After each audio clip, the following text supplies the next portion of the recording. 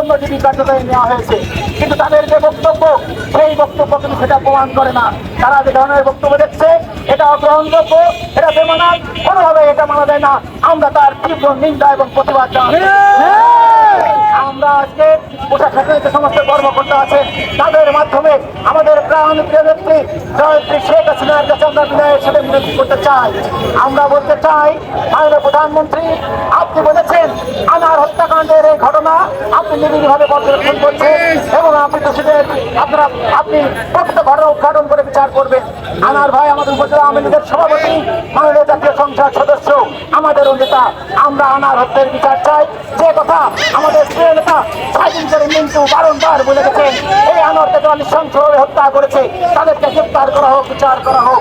কিন্তু আমরা লক্ষ্য করেছি একটি পর্যায়ে সেই চলমান কার্যক্রমকে, সেই তদন্তকে ভিন্ন খাতে প্রভাবিত করা হচ্ছে কিনা, সেই বিষয়টি যারা তদন্ত করছেন প্রশাসনের সেই সকল দায়িত্বপ্রাপ্ত কর্মকর্তাদের প্রতি আমরা বিনয়ের সাথে অনুরোধ করছি, কোনো পক্ষপাতিত্ব না হয়ে কারোর কথায় এখানে পক্ষপাতিত্ব না করে আজকে আন্তরিকতার সাথে দায়িত্বশীলতার সাথে আপনারা গুরুত্ব দিয়ে আজকে বিষয়টি দেখুন।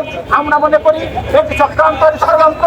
আজকে ঝিনাইদহের রাজনীতিতে প্রাণ পুরুষ সাইকেল করে মিন্টু, আর সাইকেল করে মিন্টু না থাকলে ঝিনাইদহে আওয়ামী লীগ থাকে না।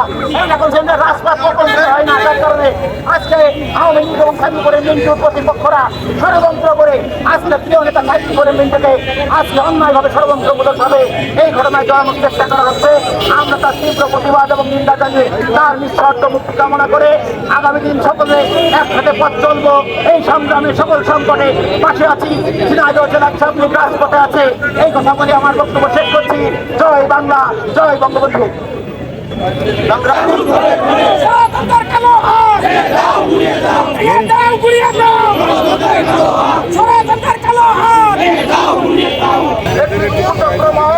তারা ষড়যন্ত্র করে আমাদের প্রিয় নেতাকে ফাঁসানোর চেষ্টা করছে। তারই ধারাবাহিকতায় আজকের এই মানববন্ধন। আমাদের আজকের এই মানববন্ধনে সাংবাদিক বৃন্দ আছেন। সাংবাদিক ভাইদের উদ্দেশ্যে বলি যে ভাই, আপনারা দেখেছেন, আপনারাও নিউজ করেছেন, আপনারাও শেয়ার দিয়েছেন, কিন্তু হঠাৎ করে ভাই কেন আমাদের প্রিয় নেতা, যিনি এই মামলার সাথে কোনোভাবেই সংশ্লিষ্ট নন, এই হত্যার সাথে তিনি সংশ্লিষ্ট নন, তিনি কোনোদিন এই উগ্রবাদী বা সন্ত্রাসবাদের পক্ষে কথা বলেন নাই, সবসময় সে বিপক্ষে কথা বলে গেছেন, সেই নেতাকে আজকে সন্ত্রাসী বানানোর চেষ্টা করা হচ্ছে। আমরা এই ধিক্কার জানাই, যারা এই ষড়যন্ত্র করছে তাদের প্রতিবাদ জানাই। আমরাও চাই যে আনার হত্যার জাতীয় সংসদ সদস্য তিনি বিচার হোক, কিন্তু